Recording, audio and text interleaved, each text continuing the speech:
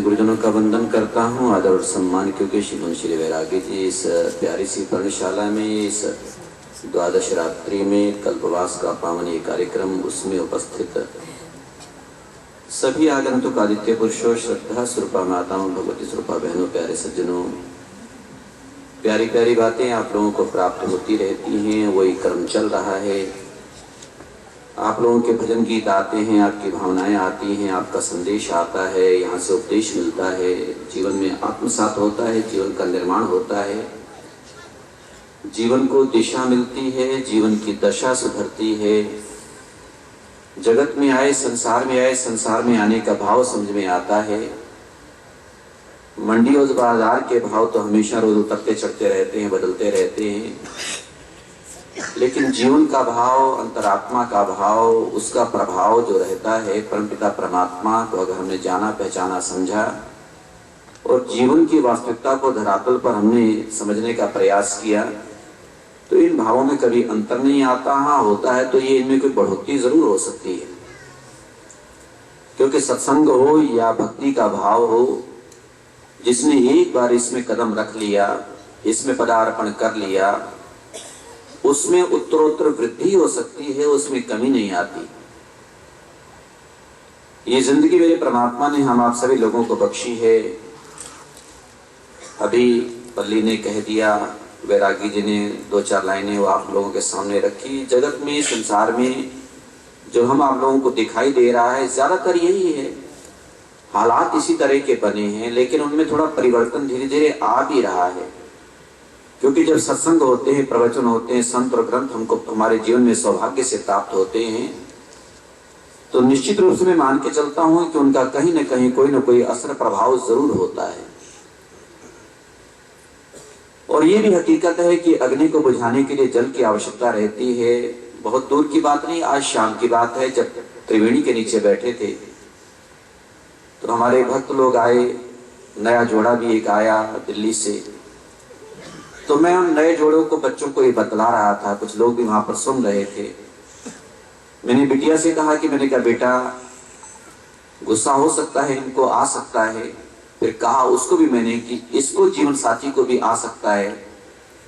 जिंदगी को अगर चलाना है, जीवन को चलाना है, तो एक नरम एक गरम बन के रहेगा तो जीवन की गाड़ी चल जाएगी। हाँ, अगर दोनों नरम बन के रहेंगे तब भी चल जाएगी, लेकिन दोनों अगर गरम बन के रहेंगे तो जीवन चल नहीं सकता। मैं निवेदन करना चाहता हूं आप सभी लोगों से, बारंबार मैंने इस बात का उल्लेख किया, आज फिर दोहराना चाहता हूं कि भैया, स्वर्ग की कल्पनाओं में रहना छोड़ो, सपनों में जीना छोड़ो। मेरे परम गुरुदेव की बात को याद करो। मेरे परम गुरुदेव इस बात को कहा करते थे, जब हिमालय की कंदराओं में रहे, उतर करके नीचे आए तो उनकी भावनाओं को व्यक्त किया। हमारे हरियाणा के राज्य कवि उदय भानु हंस, वो भी स्वामी जी के विद्यार्थी रहे 1942 में, डेरा इस्माइल खान में, उत्तर पश्चिम सीमा प्रांत विभाजन से पूर्व हरियाणा के राज्य कवि कहलाए। उन्होंने उनको व्यक्त किया कि स्वामी अमरदेव जी की भावना क्या थी।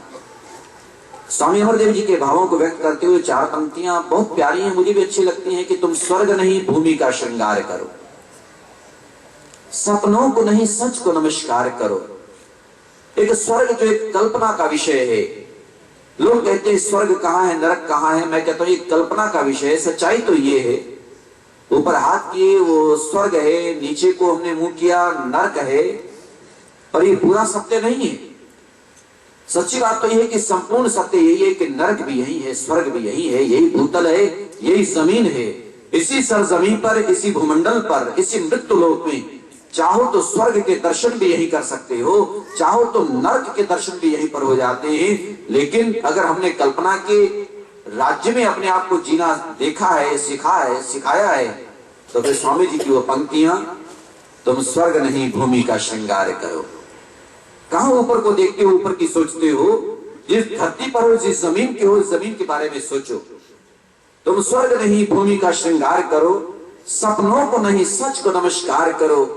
भगवान को दिन रात रिझाने वालों, भगवान के बंदों से भी कुछ प्यार करो। दिन रात अगर तुमने ये सोचा कि मैं केवल अगर भगवान की पूजा करता रहूंगा, आराधना करता रहूंगा, घंटी बजाता रहूंगा, माला फिरता रहूंगा, जप करता रहूंगा, साधना करता रहूंगा, उससे भगवान प्रसन्न होंगे? बिल्कुल होंगे। लेकिन उससे ज्यादा वो प्रसन्न तब हो जाएंगे जब तुमने अपने जीवन की वास्तविकता को समझा और हर जीव से साथ की रचना हर एक में परमात्मा के दर्शन करके तू किसी और के काम आ रहा है। तेरी जिंदगी, तेरी सोच, तेरे संस्कार, तेरे विचार, तन समर्पित, मन समर्पित और है जीवन समर्पित। तेरा ये जीवन, तेरी जिंदगी अगर किसी और के काम आ रही है, और वो भी कोई और कौन है, उनको भी परमात्मा ने बनाया, तुझे भी उस परवरदिगार आलम ने बनाया, दुनिया के वाली माली ने बनाया, सर्वशक्तिमान ने, भगवान ने बनाया, और भगवान के बनाए बंदों के अगर तू काम आ सकता है तो शायद मुझे लगता है भगवान की प्रसन्नता बहुत ज्यादा हो जाती है। वो कहते हैं हाँ तेरे में अकेले का उद्धार तो कर दूंगा तब जब तू साधना करेगा, जब करेगा, लेकिन तेरे माध्यम से अगर अनेक लोगों का उद्धार हो जाता है तो तेरे भी फिर कुलों को तार दूंगा मैं, फिर तेरे कुलों का उद्धार हो जाएगा, तेरी पीढ़ियों का उद्धार हो जाएगा, बशर्ते तेरा जीवन किसी के काम तो आए। मैं निवेदन करना चाहता हूं आप लोगों से कि अपने घर को स्वर्ग बनाओ। बार बार इस बात को मैंने कहा, ये पहले भी बात आ चुकी है, अगर लगाना चाहते हो तो प्यार के बाग लगाओ ना, नफरत की आग क्यों लगाते हो? आग लगी है घर घर में, वहां घृणा की, नफरत की, द्वेष की, अलगाव की, भेदभाव की, ये जो आग लग रही है वो बहुत बुरी आग है। वो आग किसी और को दग्ध नहीं करेगी, तुझको जला रही है, तेरे घर को जला रही है। इसलिए अपने घर को बचा, अपने जीवन को बचा मेरे प्यारे, उसको आग के हवाले न करो। अग्नि से बचा सकते हो, ये पर्णशाला में आपको सूत्र मिल सकते हैं। इसलिए मैंने उन बच्चों से कहा शाम को, मैंने कहा बेटा, बहू रानी से कह रहा था, मैंने कहा अगर कभी ये शाम अंगार बने, ऐसा है नहीं लड़का, लेकिन मैं कह रहा हूं, समझा रहा हूं, स्वाभाविक बात है, हमारे सामने आओगे तो कुछ बात हम जरूर कहेंगे अपने स्वभाववश। तो मैंने कहा उससे, मैंने कहा अगर कहीं ये अंगार बने और तू जलधार बनना, तुझे जल की धार बननी, ना कि तेल घी बनकर के उसमें पड़ना। जलती अग्नि की लपट में, उसकी लपटों में अगर घी को डाला जाएगा, तेल को डाला जाएगा तो आग भड़कती है, और उसके अंदर अगर जलधार को डाला जाए, पानी को डाला जाए तो आग शांत होती है।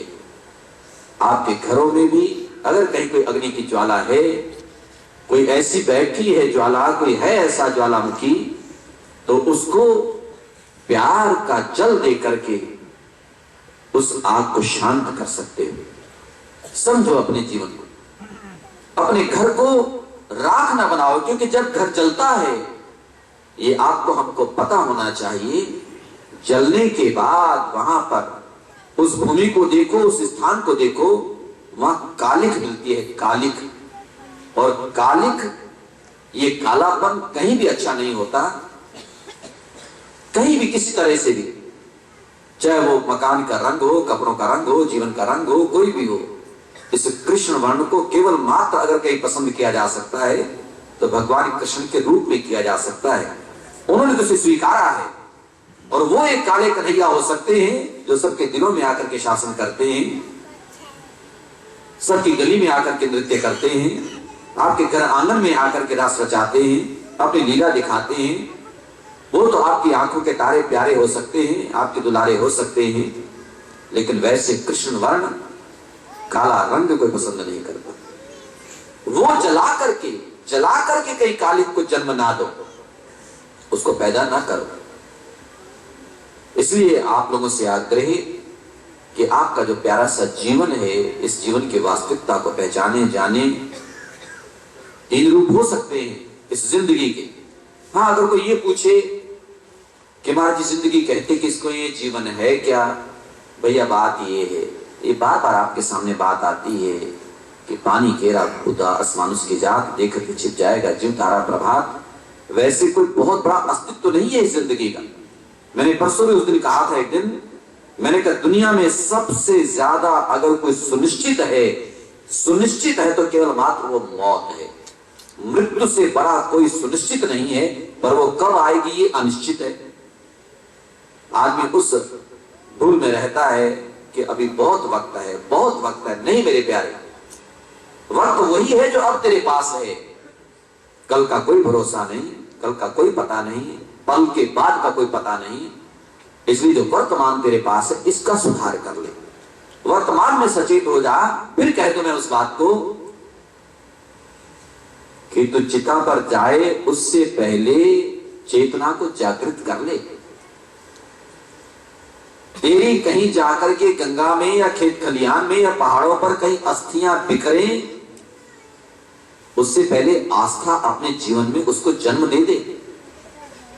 तेरा जीवन आस्थावान बन जाए, तेरी चेतना जागृत हो जाए। जाने से पहले पहले ये सब कुछ हो सकता है, मृत्यु के आगोश में सोने से पहले पहले ये सब कुछ हो सकता है। इसलिए उससे पहले जीवन की वास्तविकता को समझ ले, जीवन को जी और ऐसा जी कि तेरे जीवन को देख करके दूसरों को भी जीना आ जाए, तेरा जीवन एक सबक बन जाए, तेरा जीवन एक मिसाल बन जाए, तेरा जीवन एक एग्जाम्पल उदाहरण बन जाए औरों के लिए। ऐसे जीवन को जीना चाहिए। अच्छा व्यवहार करो, आपस में तकरार ना हो, बल्कि आपस में सबका प्यार हो। प्यार से बढ़कर के, प्रेम से बढ़कर के, सद्भावना से बढ़कर के, सद्विचार से बढ़कर के दूसरी और चीज क्या हो सकती है? ताकि कोई कहे तो सही कि कोई व्यक्ति आया, कोई मुझे मिला, तुम्हारी यादें उसके दिलो दिमाग में रहें और वो यादें भी इस तरह की रहें। कहीं ऐसे ना हो। मेरे गुरुदेव एक बात को कहा करते थे, कहते थे कि एक नौजवान बुलाया किसी सेठ ने, कहने लगे मुझे नौकर चाहिए।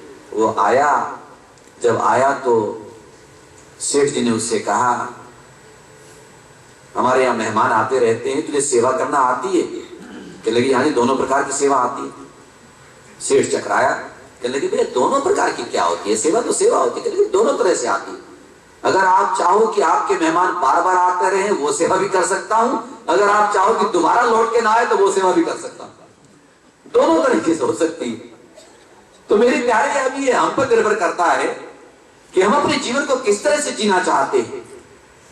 इसी जगत में रहते हुए, संसार में रहते हुए जीवन की हकीकत को जान करके जीवन की ऐसी छाप छोड़े लोगों के दिलों में कि लोग बार बार याद करें, श्रद्धा से याद करें, प्रेम से याद करें, घृणा से, नफरत से याद ना करें।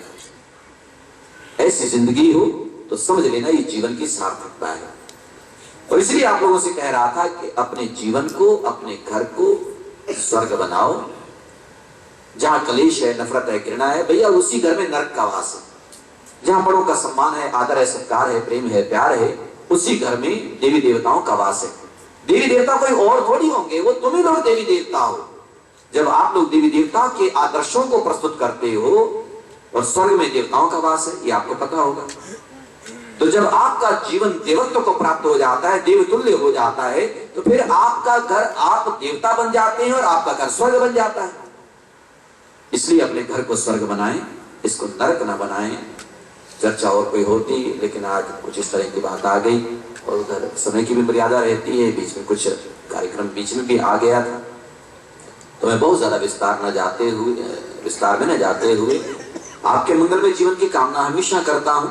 बस आग्रह आप लोगों से करता हूं कि जो शब्द आप लोगों को यहाँ से प्राप्त होते हैं उनको साथ में जरूर लेके जाया करो, जीवन में जरूर अपनाया करो, ताकि आपके जीवन के लिए बात होती है, आपकी जिंदगी के लिए बात होती है, आपके घर परिवार के लिए बात होती है, आपके सुंदर सुखद मान और सम्मान के लिए जीवन को हम कैसे जी पाए उसकी बात होती है।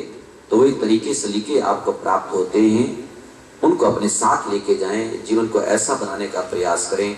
परमात्मा की करुणा कृपा आप पर हमेशा बनी रहेगी। वो बहुत निहाल हो जाता है, वो बहुत प्रसन्न हो जाता है जब अपने ऐसे बालकों को देखता है कि मेरे बच्चे किसी और मेरे अनाथ बेसहारा बच्चे के काम आ रहे हैं। तो वो सबका वाली, सबका वालिद, सबका पिता, सबका जनक, वो जगतपति वही है।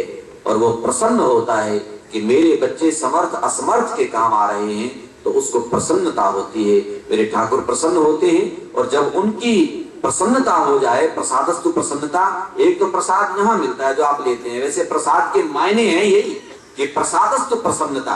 कि प्रसाद क्या कहलाता है? प्रसाद भगवान की प्रसन्नता का दूसरा नाम है। लेकिन हम उस प्रसाद को प्राप्त करें, भगवान की उस प्रसन्नता को प्राप्त करें जिसका जिक्र मैं आपसे कर रहा हूं। और उसकी प्रसन्नता इसी में होगी कि तो औरों को प्रसन्न कर। हाँ, अंतिम शब्दों में कह देता हूं, वैसे आप हमेशा मुस्कुराएं, हमेशा खुश रहें।